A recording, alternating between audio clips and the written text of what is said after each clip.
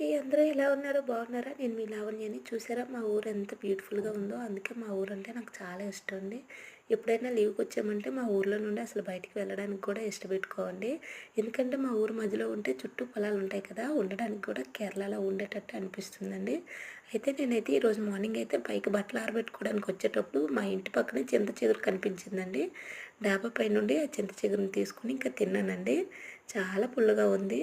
ఆ తర్వాత ఇంకా ఖాళీగా ఎందుకుండాలి, ఒక్కరోజే కదా అని ఇంకా మా చిన్నత్తయ్య వాళ్ళ ఇంటికి, మా పిన్ని, బాబాయ్, తమ్ముడు వాళ్ళందరినీ కలుసుకుంటా వచ్చాను. వచ్చేసరికి మా అత్తయ్య అయితే ఇంట్లో అయితే నా కోసం చేపలైతే వండి పెట్టిందండి. మార్నింగ్ అయితే కొన్నారు కదా!